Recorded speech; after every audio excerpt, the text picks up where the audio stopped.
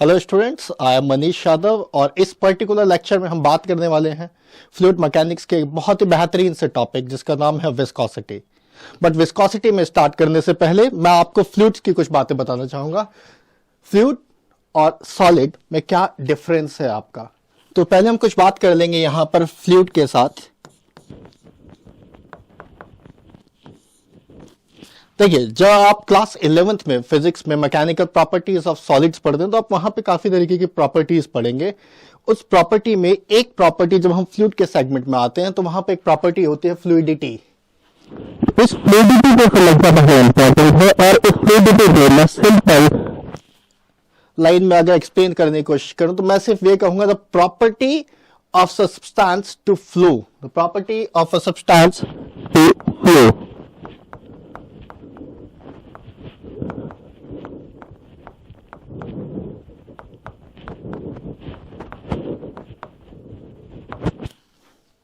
So fluidity is the property of any substance to flow, and any substance which has this ability to flow is termed as fluid. So I will write a substance which has the ability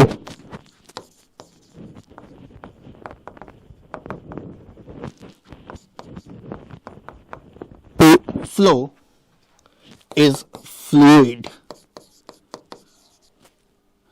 आपको पता है states of matter में अगर बात करें तो majorly solids, liquids and gases, और liquids and gases ये दोनों फ्लो करते हैं, means they possess the property of fluidity, इसीलिए हम इनको क्या बोलते हैं, फ्लूइड्स। तो दोनों liquids and gases are considered as fluids. तो अभी तक मोटा मोटा आपके दिमाग में ये पता चल जाना चाहिए कि सॉलिड्स, लिक्विड्स और गैसेस में, liquids and gases are having the property to flow, means they possess fluidity and hence they are termed as fluids. तो फ्लूइड्स में हमने कंफर्म किया अब तक कि liquids and gases they are fluids. तो अब समझिए फ्लूइड के साथ क्या डिफरेंसेस निकल करके आएंगे। जब आप सॉलिड्स में फोर्स लगाते हैं तो देयर इज अ डिफॉर्मेशन, और जैसे ही आप क्या करेंगे, फोर्स को हटाएंगे, with in the elastic limit में बात करूं, आप फोर्स हटाएंगे तो सॉलिड क्या करेगा, अपनी शेप को रीगेन करने की कोशिश करेगा, एंड इट विल, कब तक, जब तक वो आपका इलास्टिक लिमिट में है। बट अगर हम फ्लूइड्स की बात करते हैं तो fluids have a tendency to deform continuously. तो फ्लूइड्स में दो चीजें हैं आपके पास, क्या, they have the ability to flow and fluids or deform continuously। लेकिन ये डिफॉर्म करेंगे क्यों, कौन सा force, and this is basically a shear force, due to shear force। जैसे ही shear force लगेगा तो fluids will start getting deformed, and this deformation will take place continuously, and it hardly matters कि ये जो deformation है या ये shear force है, ये कितना छोटा हो या कितना बड़ा हो। तो एक लाइन याद कर लीजिएगा, means the fluids will deform continuously no matter how small this force is।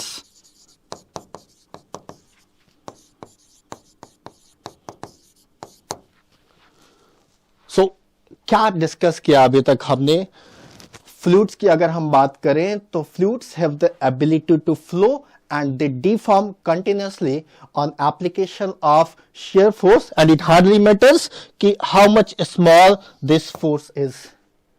अब अगर मैं कुछ कंपैरिजन करके दिखाऊं आपको सॉलिड्स और लिक्विड्स के बीच में या सॉलिड्स और फ्लूइड्स के बीच में,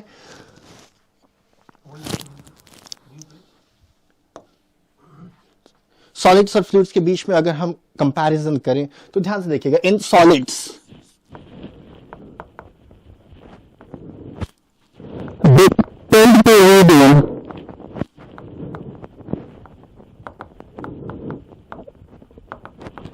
their shape, but when they with the force within the elastic limit. While in case of fluids, the deformation is continuous.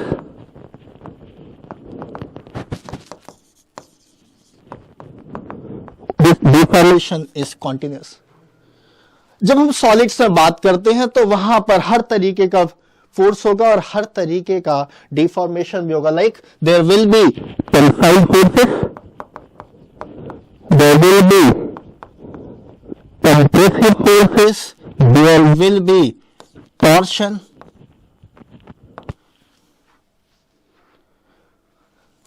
आज जब हम फ्लूइड्स में बात करेंगे तो there is only one force and that is only and only shear force. तो क्या रहने वाला है आपके पास यहां पर सिर्फ शियर फोर्स. बट यहां नेचर सॉलिड्स में टेंसाइल भी हो सकता है, कंप्रेसिव भी हो सकता है और टॉर्शन भी हो सकता है. और क्योंकि यहां पर सिर्फ शियर फोर्स है तो शियर फोर्स है तो एक ही तरीके का डिफॉर्मेशन होता है and that deformation is angular deformation. This is the main scenario between the solids or fluids. तो अब याद रखिएगा fluid means which have the ability to flow and they deform continuously on application of shear force. Solids में अगर बात करते हैं तो अपनी शेप को रीगेन करते हैं if the force is applied within the elastic limit. Forces यहां पर टेंसाइल, कंप्रेसिव, टॉर्शन, बैंडिंग कुछ भी हो सकता है. बट फ्लूइड्स के केस में there is only one force and that is shear force. और इस शियर फोर्स की वजह से जो होगा that is angular deformation. I hope यहां तक ये चीजें आपको क्लियर होगी. जब इतनी चीजें आपको क्लियर है तो हम बात करते हैं एक टॉपिक के यहां पर विच इज विस्कोसिटी और fluid friction.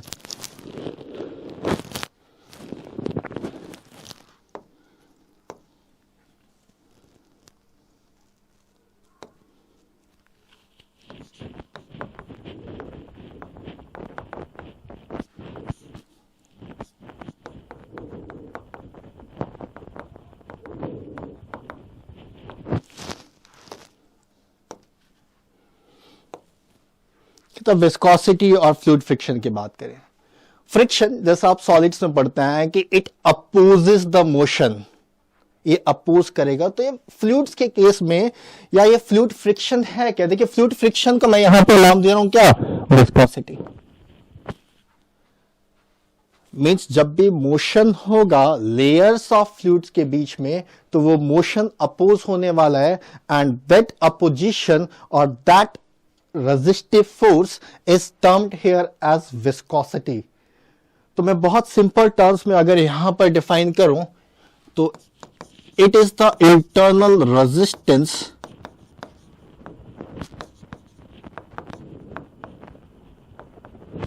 offered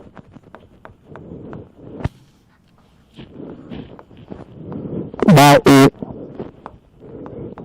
layers of fluid to the adjacent layer. अब समझिए, इसको समझेंगे कैसे. मान लीजिए ये आपके पास कंप्लीट यहां पर फ्लूइड है and this is the bed और सरफेस. इस पूरे पे जो है आपका पानी भरा हुआ है. अब समझिए मैंने यहां पर क्या रखा, एक ऑब्जेक्ट रख दिया. सपोज ये यहां पर एक बोट है. अब ये बोट क्या करेगी, ये बोट इस पानी में फ्लो करेगी. तो बोट के कांटेक्ट में जितना पानी होगा ये क्या करेगा, ये आपका मोशन स्टार्ट कर दे, ये यानी कि इसके साथ साथ ड्रैग होगा.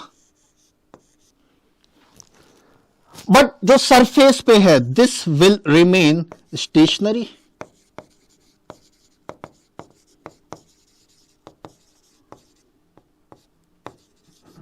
मींस इस वाले फ्लूइड की वेलोसिटी 0 होगी.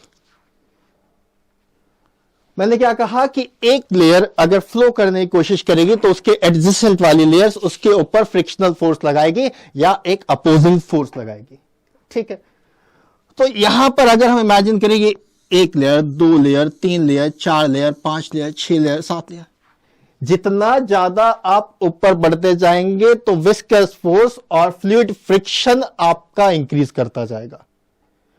तो हमने कहा वेलोसिटीज जो है that is different.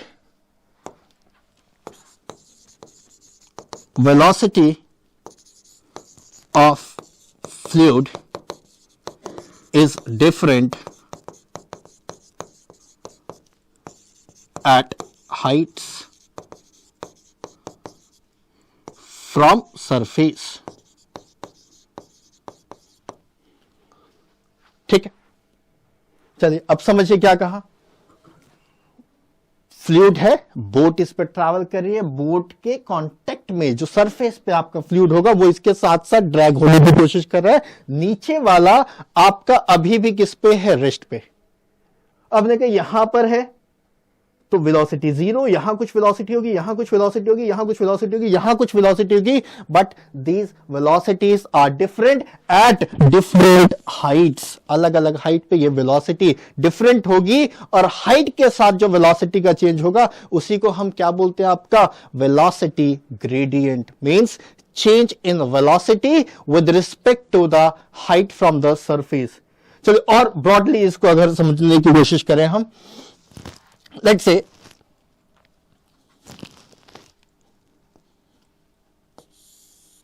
at this surface velocity is 0।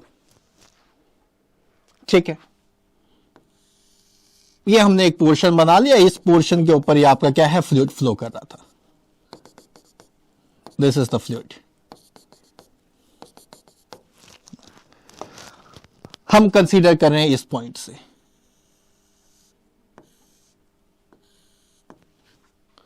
Fluid flow कर रहा है तो विस्कस फोर्स वहां पे एक्ट कर रहा है। जब तक फ्लूइड फ्लो नहीं कर रहा था, विस्कस फोर्स वहां पे एक्ट नहीं कर रहा था। मींस अगर वो फ्लूइड स्टैटिक था, क्या कहा मैंने, अगर वो स्टैटिक फ्लूइड था तो शियर फोर्स वहां पे कितना था, zero. For static fluid shear force is zero. लेकिन जैसे ही आपका फ्लूइड मूव करने लगा तो विस्कस फोर्सेस स्टार्ट एक्टिंग। अब समझिए आप, मैं यहां पर एक हाइट ले लेता हूं, मैं सिर्फ इस पर्टिकुलर पोर्शन की बात करने वाला हूं।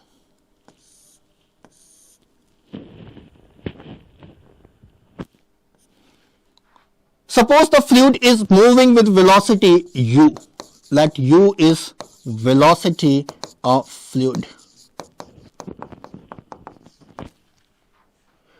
तो टी टाइम के बाद अगर मैं यहां से देखूं फ्लूइड को, तो फ्लूइड ने कितना डिस्टेंस कवर किया होगा, यूटी।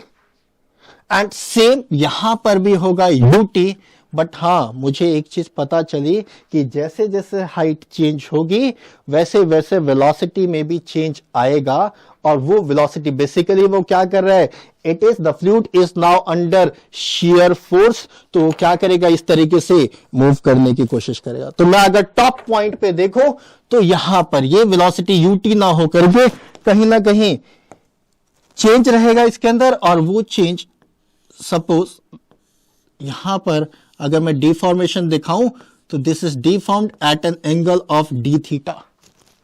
और हमने बात करी कितनी, let's say this height is dy।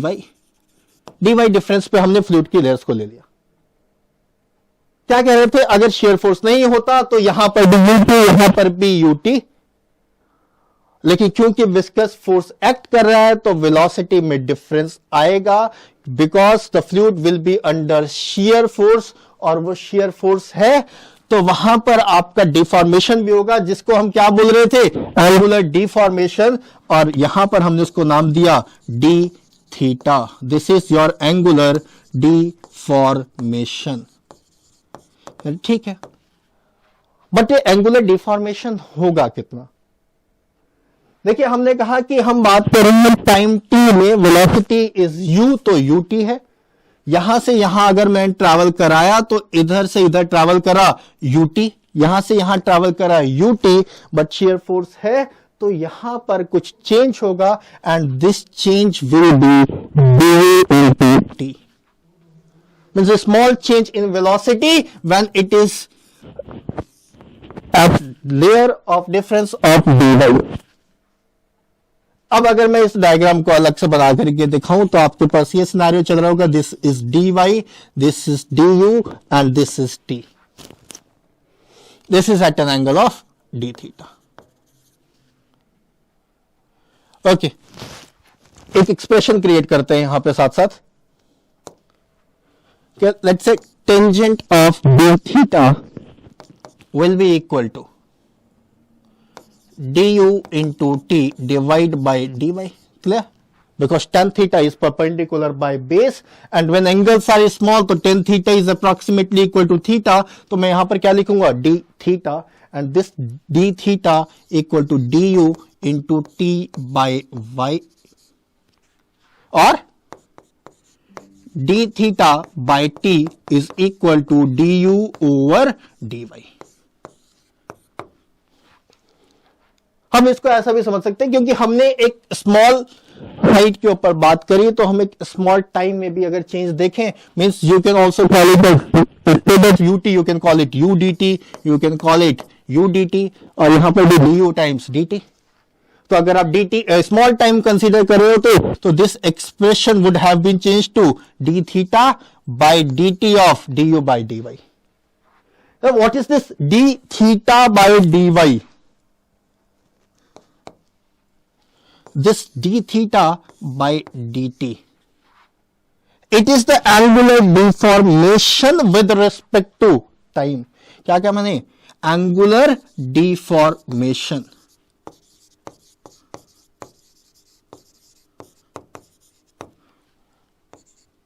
ठीक है, इसी को हम क्या बोलते हैं आपका rate of deformation.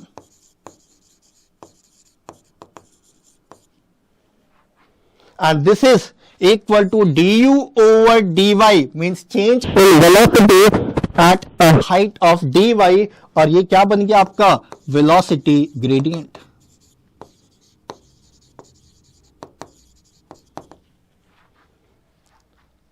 देखिए फिर से रिकॉल करते हैं चीजों को। हमने क्या कहा कि फ्लूइड में जैसे ही फ्लूइड मूव करना स्टार्ट करेगा, the share forces start operating, और उन शेयर फोर्सेस से क्या है कि जैसे आपको एक ऑब्जेक्ट था उसमें मूव करा तो जो सरफेस है उस ऑब्जेक्ट के सरफेस पे जो फ्लूइड होगा वो साथ साथ मूव करने लग जाएगा, बट जो नीचे वाली सरफेस पे होगा this fluid will remain at rest. अलग अलग हाइट पे वेलोसिटीज आपकी अलग अलग होंगी। तो मैं ठीक है एक इंटरवल ले लेते हैं, मींस डी वाई हाइट पे आपने देखा कि यहां से यहां तक it is moving with velocity u, तो dt टाइम में u dt, और यहां पर भी u dt, but shear force act कर रहा था तो यहां पर वेलोसिटी का डिफरेंस होगा, जिसमें मैंने क्या बोल दिया यहां पे du ऑफ dt, और यहां से मैंने आपको एक टर्म डिफाइन किया दैट इज एंगुलर डिफॉर्मेशन, और you can also say rate of deformation. Shear force ने एक्ट किया, उस शेयर फोर्स का रिजल्ट क्या आया, द फ्लूइड स्टार्ट्स डिफॉर्मिंग, और डिफॉर्मेशन वहां पर हो गया। अब इसकी एक मैथमेटिकल इक्वेशन क्रिएट करते हैं। तो अगर बात करें सॉलिड्स के केस में, तो सॉलिड्स को हम कहते हैं stress is proportional to strain. ठीक है, अगर मैं यहां पर बात करूं फ्लूइड्स के केस में, तो फ्लूइड्स के केस में I will not right stress, क्योंकि मैंने बताया आपको सिर्फ शेयर फोर्स ही होगा, और उस शेयर फोर्स का ये मतलब यहां पर स्ट्रेस जो रहने वाला that will B shear stress. तो स्ट्रेन भी कैसा होगा आपका, शेयर स्ट्रेन। इसी को आप क्या बोल रहे थे, रेट ऑफ डिफॉर्मेशन। ये किसके प्रोपोर्शनल होगा आपका, रेट ऑफ डिफॉर्मेशन। तो shear stress will be denoted by tau, and this tau is proportional to d theta by dt, and which is ultimately proportional to du over dy.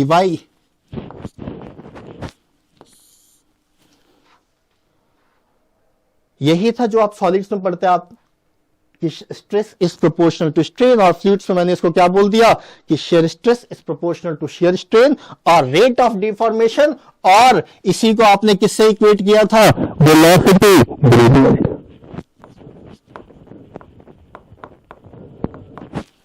और हमें एक expression मिल गया क्या कि tau is proportional to du over dy। This is important. और जैसे ही proportionality का साइन हटेगा तो there will be a constant, and that constant is termed as coefficient of viscosity. यही वो कोफिशिएंट है, या यही वो है जिसको हम स्टार्ट कर रहे थे, और हमने क्या नाम दिया था इसको, viscosity. And this eta, this is denoted as eta, और ये है क्या आपका कोफिशिएंट ऑफ विस्कोसिटी। और भी बहुत क्लियर टर्म में अगर बात करें, not only coefficient of viscosity, but मैं इसको क्या बोलूंगा, आपका dynamic viscosity. This is the expression जिसका अब तक हम इंतजार कर रहे थे, tau is equal to eta du over dy। ठीक है, ये एक्सप्रेशन हमारे पास क्रिएट हो गया, tau is equal to eta of du over dy। अब समझिए हुआ क्या पूरे उसमें।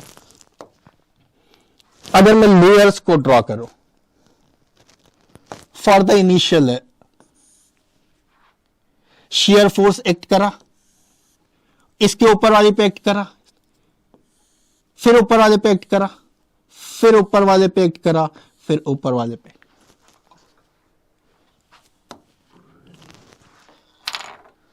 शेयर फोर्स लगा, और उस शेयर फोर्स की वजह से जो डिफॉर्मेशन हुआ, लेयर्स एक दूसरे के ऊपर स्लाइड होना स्टार्ट हो गई। अब यहां पर हम देखें तो कर्व दो तरीके के चलते हैं।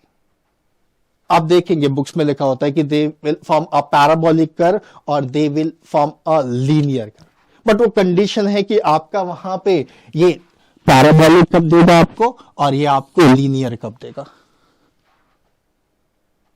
मोर और लेस इट इज सेम। कहता है कि आप पैराबोलिक ढूंढे या लीनियर ढूंढे। लीनियर को अगर आप ढूंढते हैं तो आपके पास जो फ्लूइड लेयर का जो सेपरेशन है वो काफी स्मॉल होना चाहिए।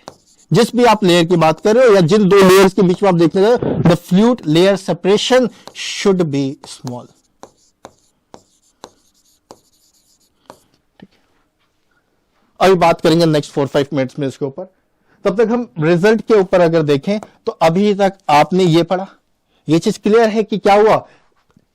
नीचे वाले के लिए वो रेस्ट पे था, ऊपर वाला फिर उस पे फोर्स एक्ट किया, इस तरीके से शेयर ऊपर वाले पे और ऊपर वाले पे, और तो इस तरीके से वो क्या हेड्स क्रिएट हो जाएंगे। जैसे जैसे हाइट पे जाएंगे वैसे वैसे क्या होगा, वेलोसिटी का डिफरेंस होगा। कहते एक रिजल्ट अभी आपने देखा कि tau is equal to eta of du और dy। अब यहां से देखिए कितने इंपॉर्टेंट पॉइंट्स निकल करके आपके आने वाले हैं।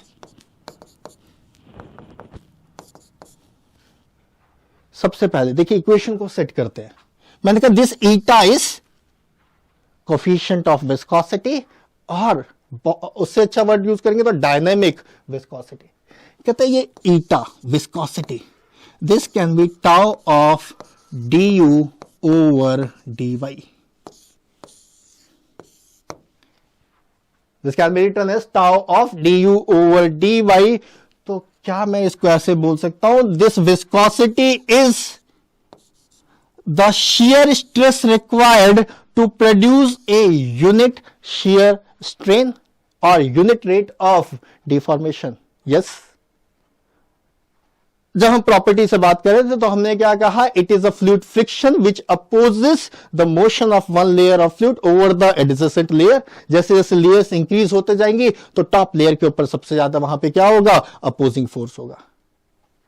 लेकिन अब जब मैं एक्सप्रेशन क्रिएट कर लेता हूं ईटा ऑफ du ओवर dy, मैंने कहा ईटा मींस विस्कोसिटी और coefficient of viscosity is shear stress over to the rate of deformation। तो यहां पर अब मैं विस्कोसिटी को एक नए टर्म में डिफाइन करूंगा कि viscosity can also be defined as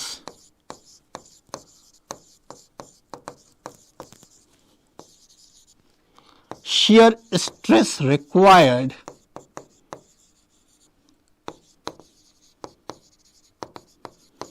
to produce unit rate of deformation।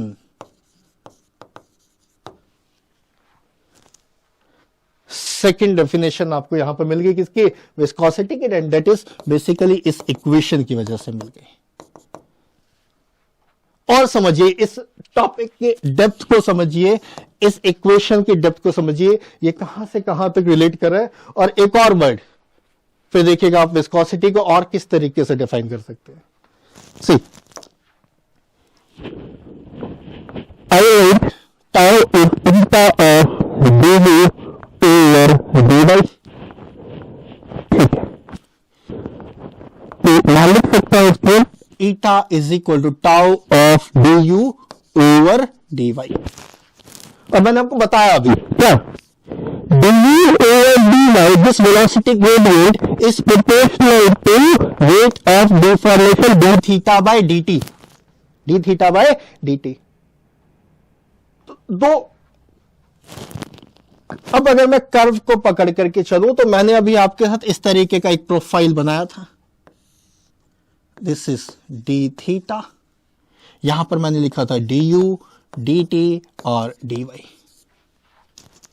समझिए ये फ्लूइड ए के साथ ऐसा हुआ, हमें नहीं पता ये फ्लूइड ए कौन सा है, लेकिन इस फ्लूइड ए के साथ ऐसा हुआ। और यही अगर मैं देखूं आपके फ्लूइड बी के साथ, तो फ्लूइड बी के साथ कुछ इस तरीके का प्रोफाइल क्रिएट होकर के आया, d y d over d t. दो प्रोफाइल्स आपके निकल करके आ रहे हैं, फ्लूइड ए और फ्लूइड बी के साथ।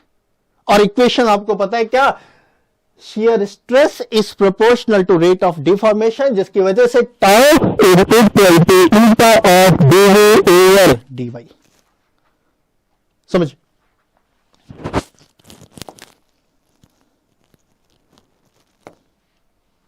here d theta by dt, और यहां पर भी हम बात करने वाले हैं किसकी, d theta by dt। Small times, time हमने वही लिया dt, यहां पर भी टाइम हमने क्या लिया है, dt, बट यहां पर डिफॉर्मेशन का एंगल छोटा है और यहां पर डिफॉर्मेशन का एंगल ज्यादा है। It means this d theta by d t is less, और फ्लूइड बी के साथ d theta by d t is more. Expression से देखिए, the numerator is less, and then if numerator is less, viscosity is more, viscosity is more। यहां पर अगर आप बात करेंगे, ये denominator d theta by dt, for your sake you can also write du tau of du or dy is equal to tau of d theta by dt।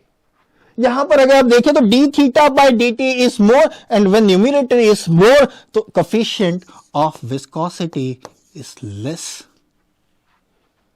Sir क्या मतलब हुआ इस चीज का, viscosity is more,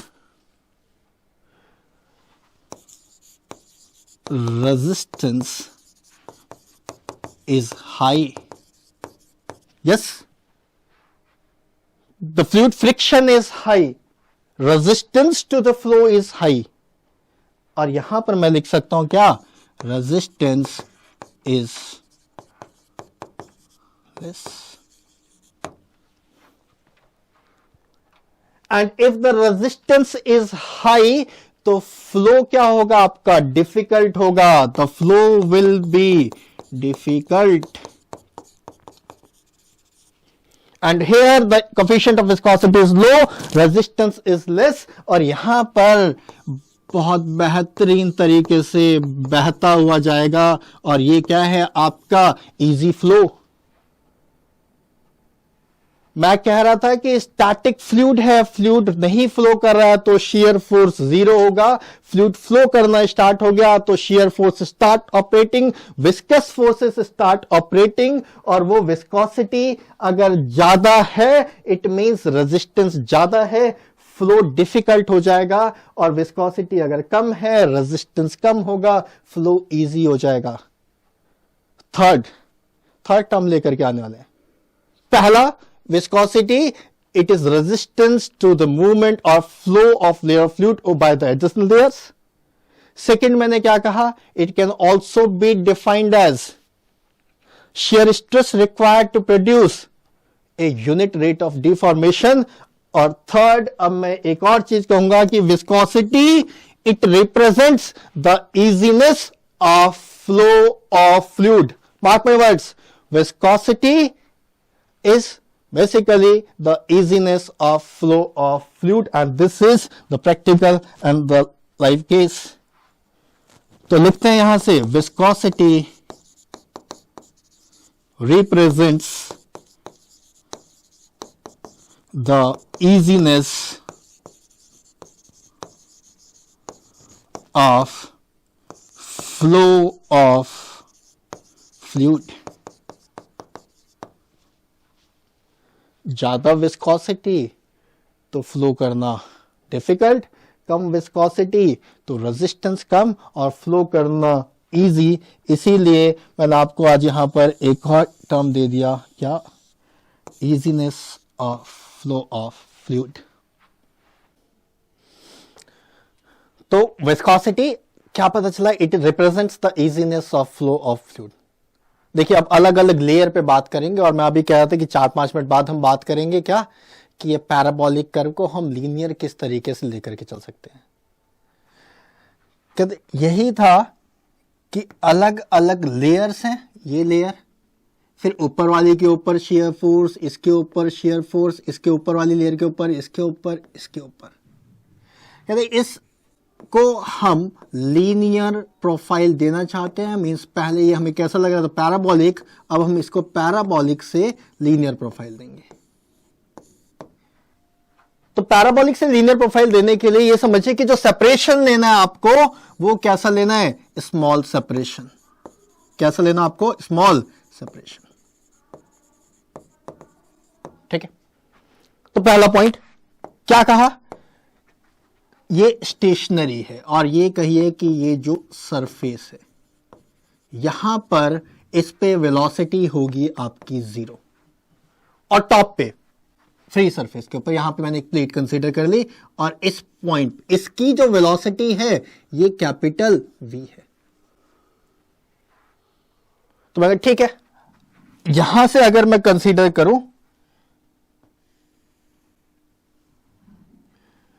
T time के बाद ये पहुंचा VT पे, और ये जो हाइट ली मैंने ये कितना लिया है, dy।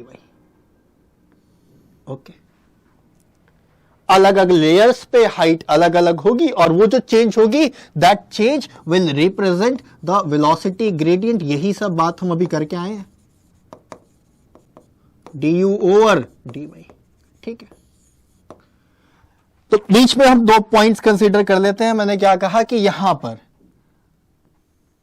Let's say this is ut, और फिर इसके ऊपर एक लेयर की बात कर ली, तो यहां से यहां तक इस पोर्शन की अगर मैं बात करूं तो ये ut है, तो यहां पर भी कितना होगा, ut। But due to change in velocity at different layers, इस चेंज को मैं क्या बोल रहा हूं यहां पे, du टाइम्स t, और ये जो एंगल है डिफॉर्मेशन दिस इज थीटा, और ये एंगल भी क्या होगा आपका, थीटा। बस ध्यान क्या रखना है कि parabolic to linear velocity profile अगर आपको पढ़ना है तो ये सेपरेशन स्मॉल रखना है, और मैं यही कह रहा हूं y is small distance, this y is small distance, और you can say small separation. अब 2 ट्राइंगल्स मिल रहे हैं, एक बड़े वाले ट्राइंगल की अगर मैं बात करूं तो tangent of theta equal to VT by y, और इस छोटे वाले फ्रेम की अगर मैं बात करूं तो मैं लिख सकता हूं tangent of theta is equal to du dot t by dy। ये सेपरेशन dy। तो हियर फॉर स्मॉल एंगल्स ये थीटा हो जाएगा आपका vt बाय y और theta by t is equal to v by y। In the same way यहां पर भी ये थीटा बाय t किसके बराबर हो गया, du ओवर dy। तो आप स्मॉल सेपरेशन पे अगर बात करेंगे तो पैराबोलिक प्रोफाइल वो कैसा बन जाएगा आपका, लीनियर वेलोसिटी प्रोफाइल। ठीक है, मर्ज करते हैं अपने इक्वेशन के साथ। तो हमारे पास इक्वेशन थी tau is equal to eta of du over dy, और यही du ओवर dy ये आपका किसके बराबर था, this was equal to D theta by D T, और D theta by D T या थीटा बाई टी ये v बाय वाई भी है, और यही क्या आपका du ओवर dy। तो आप इस एक्सप्रेशन को कैसे रिप्रेजेंट कर सकते हैं, tau is equal to eta of v by y for linear profile और लीनियर वेलोसिटी प्रोफाइल। तो f is equal to eta a of du over dy। हम बात कर रहे हैं सिर्फ यहां पर मैग्नीट्यूड की, डायरेक्शन इसकी अपोजिट होगी because it's a viscous force और fluid friction acting in opposite direction. अब हम यहां पे बात करेंगे दो चीजों की, विस्कोसिटी की यूनिट की, यूनिट ऑफ विस्कोसिटी, और जिसको हम क्या बोल रहे थे आपका डायनेमिक विस्कोसिटी।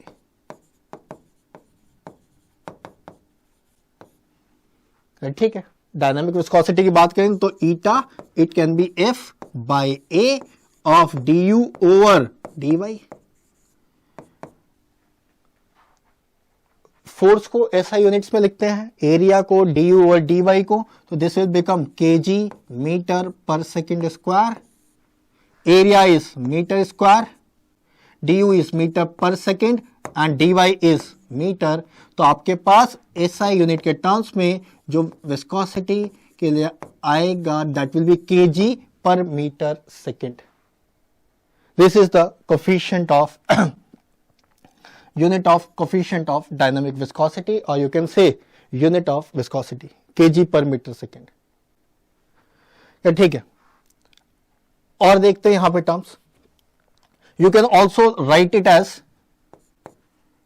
न्यूटन सेकेंड, ये भी आपकी यूनिट हो गई। अब हम और छोटे टर्म्स में बात करें तो the unit can also B CGS के टर्म में it is 1 poise, means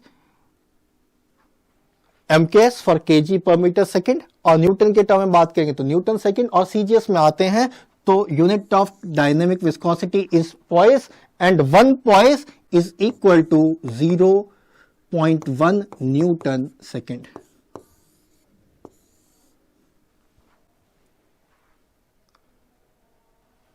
So this is the unit of viscosity। अब हम साथ साथ बात कर लेते हैं dimensions of viscosity। क्या ठीक है, डायमेंशंस की बात करते हैं। कहते हैं डायमेंशन की बात करें तो ईटा इज इक्वल टू, फिर से यही सेम एक्सप्रेशन को हम यूज करने वाले हैं, F by A of du over dy। Force का डायमेंशन MLT -2, एरिया के लिए L square, du LT -1 and dy is L।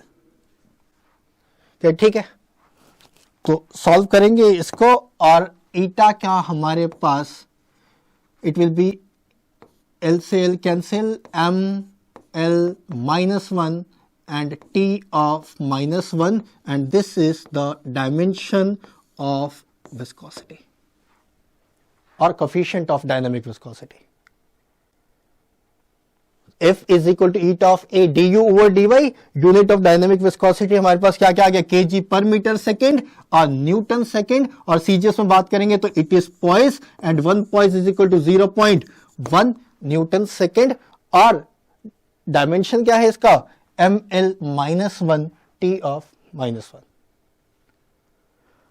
अब बहुत ही इंटरेस्टिंग कॉन्सेप्ट की तरफ जाने वाले हैं। ये विस्कोसिटी है, ठीक है सर, आपने कहा कि फ्लूइड्स में विस्कोसिटी है, बट क्यों है और किस वजह से है विस्कोसिटी? तो देखिए, viscosity is in the fluids, और फ्लूइड्स में मैंने क्या कहा, लिक्विड्स भी हैं और आपके गैसेस भी हैं। तो विस्कोसिटी, और क्या कह रहे थे हम इसको, fluid friction. This fluid friction, ये आपका कहां कहां पर है, फ्लूइड्स यानी कि जिसको आपने नाम दिया लिक्विड्स, और यहां पर क्या है, एक आपका गैसेस। तो लिक्विड्स में किस वजह से है और गैसेस में किस वजह से है? तो अगर मैं रीजन लिखूं, लिक्विड्स में यहां पर अगर हम बात करें, the viscosity is due to molecular bonding और due to, you can say, cohesive forces. और अगर मैं गैसेस में बात करूं तो viscosity is due to molecular momentum और कॉलिशन ऑफ मॉलिक्यूल्स। यहां पर अगर मैं बात करूं गैसेस के अंदर, तो कोहेसिव फोर्सेस काफी स्मॉल होते हैं, cohesive forces are small. Means liquids के केस में कोहेसिव फोर्स डोमिनेट करते हैं और गैसेस के केस में कोहेसिव फोर्सेस क्या होंगे आपके, स्मॉल। तो जो विस्कोसिटी हम कर रहे थे कि फ्लूइड फ्रिक्शन, ये फ्लूइड फ्रिक्शन आपका फ्लूइड्स क्या है, लिक्विड्स और गैसेस। तो लिक्विड्स में किस वजह से है, मॉलिक्यूलर बॉन्डिंग और cohesive force. Gases molecular momentum, और यहां पर कोहेसिव फोर्सेस कैसे होते हैं, स्मॉल होते हैं। छोटा सा ब्रीफ कर देते, सर ये कोहेसिव फोर्सेस है क्या?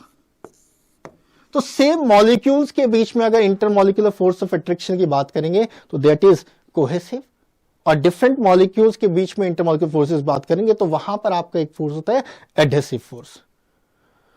तो मैं लिख देता हूं यहां पे, this cohesive forces are due to, और you can say this is intermolecular forces of attraction between same molecules.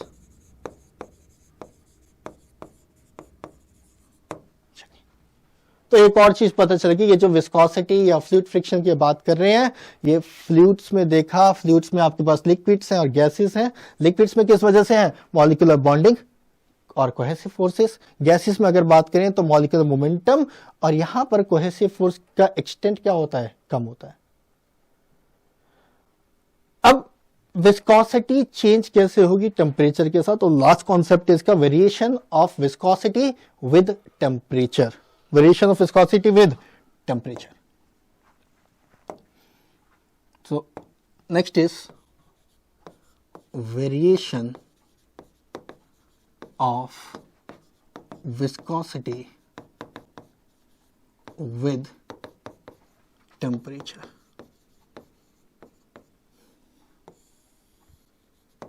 ध्यान दीजिएगा, लिक्विड्स के केस में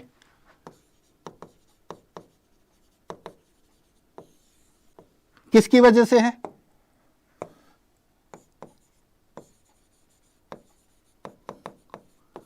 कोहेसिव फोर्सेस की वजह से। सोचिए, लिक्विड्स में आप टेम्परेचर अगर इंक्रीज करेंगे तो ये कोहेसिव फोर्सेस वीक हो जाएंगे, और कोहेसिव फोर्सेस अगर वीक हो जाएंगे तो विस्कोसिटी आपकी क्या होगी, डिक्रीज कर जाएगी। मींस विस्कोसिटी का टेम्परेचर के साथ अगर बात करें लिक्विड्स में तो ये इनवर्स रिलेशन होता है, और मैथमेटिकली बात करें तो eta is inversely proportional to 1/√T। ठीक है, ये लिक्विड्स के पार्ट का आ गया कि लिक्विड्स में अगर हम टेम्परेचर को इंक्रीज करेंगे तो विस्कोसिटी क्या होगी, कम होगी, क्योंकि कोहेसिव फोर्सेस क्या हो जाएंगे आपके, वीक होते चले जाएंगे। तो सर फिर गैसेस के केस में क्या होने वाला है? तो गैसेस के केस में बात करें, गैसेस के केस में यहां पर अगर मेजर रोल है तो किसका है, मॉलिक्यूलर मोमेंटम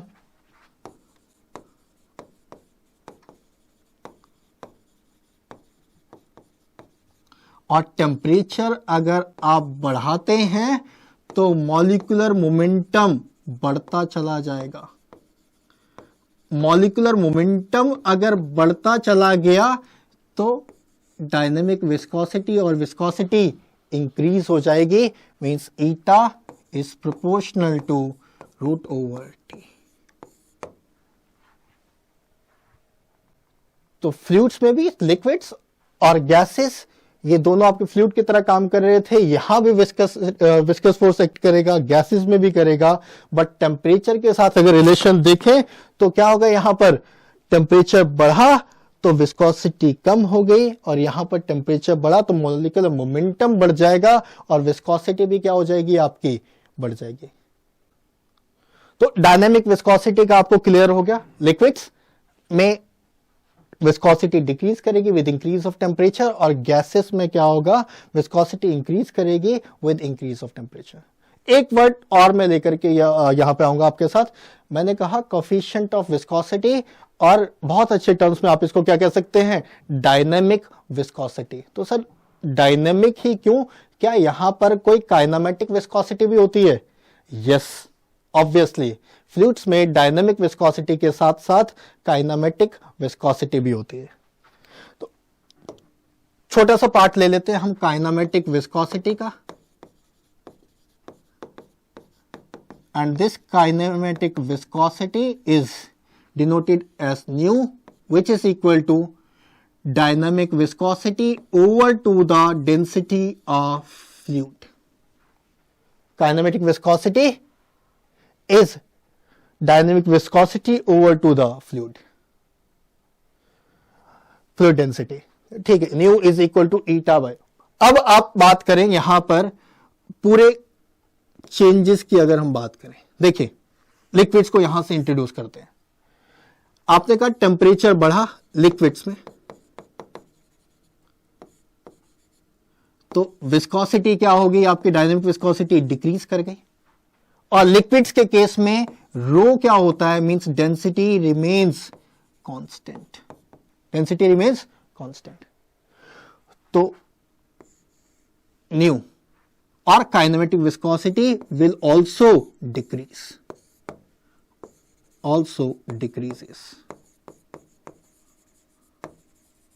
कोई ज्यादा फर्क नहीं पड़ा, क्योंकि क्या है, डायनेमिक विस्कोसिटी अगर घटी टेम्परेचर के साथ, रो कांस्टेंट रहता है लिक्विड्स में, means density of liquid remains constant. तो हमने यहां पे क्या कह दिया, काइनेमेटिक विस्कोसिटी भी डिक्रीज करेगी। लेकिन इसका इफेक्ट गैसेस के केस में क्या है, अब देखिएगा ध्यान से। अगर मैं गैसेस की बात करूं तो मैंने अभी यही कहा आपसे, टेम्परेचर बढ़ेगा तो डायनेमिक विस्कोसिटी बढ़ेगा, लेकिन टेम्परेचर बढ़ेगा, डायनेमिक विस्कोसिटी तो बढ़ा, लेकिन जो डेंसिटी है वो डिक्रीज कर जाएगी। वो क्या कर जाएगी, डिक्रीज कर जाएगी। तो समझिए न्यू के ऊपर या काइनेमेटिक विस्कोसिटी के ऊपर क्या इफेक्ट पड़ा, आपने पढ़ा nu is dynamic viscosity to the density of fluid. Dynamic viscosity बढ़ती जा रही है और डेंसिटी टेम्परेचर के बढ़ने से क्या है, कम होती जा रही है, तो kinematic viscosity will increase at a faster rate. Kinematic viscosity will increase at a faster rate.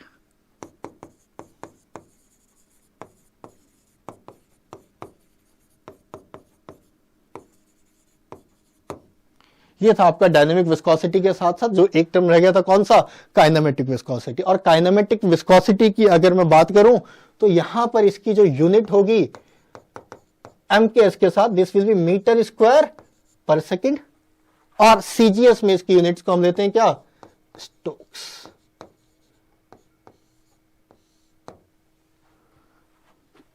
So this is all about the viscosity. अगर हम रिकॉल करें लास्ट 2 मिनट में, सबसे पहले हमने स्टार्ट किया फ्लूइड्स के साथ। तो fluids, any substance which is the ability to flow is fluid.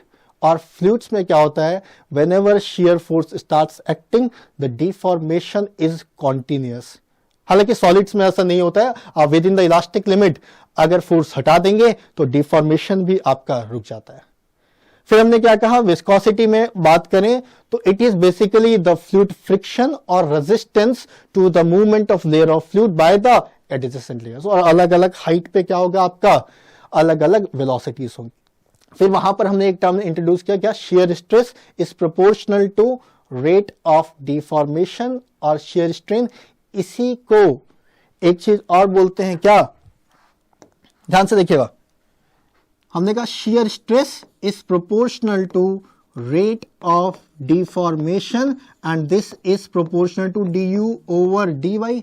यही डिस्कस किया था हमने बच्चे, यही होता है आपका न्यूटन्स लॉ ऑफ विस्कोसिटी। यही होता है आपका क्या, न्यूटन्स लॉ ऑफ विस्कोसिटी। और ध्यान दीजिएगा कि tau is equal to eta of du over dy। और अगर ईटा कांस्टेंट है आपका, डायनेमिक विस्कोसिटी अगर कांस्टेंट है, तो सच फ्लूइड आर न्यूटोनियन फ्लूइड्स। इनको हम क्या बोलते हैं आपका, न्यूटोनियन फ्लूइड्स। फिर हमने बात करी, यहां से हमने टाउ रखा, shear stress it is force per unit area, और विस्कस फोर्स को बता दिया आपको क्या, eta of A of du over dy, but this acts in opposite direction, तो आपके फोर्स भी आ गया। फिर हमने बात करी इसमें यूनिट की, फिर हमने बात करी इसके डायमेंशन की, और most important variation of viscosity with temperature in liquids as well as in gases. So this is overall what we have to cover in viscosity. अच्छे से रिवाइज करेगा, अच्छे से देखेगा, all I have covered in terms. और ये जो भी टॉपिक आपका है मैकेनिकल प्रॉपर्टीज ऑफ फ्लूइड्स का, viscosity from very bottom to the top, सारे के सारे टॉपिक्स मैंने कवर किए हैं। Thank you so much.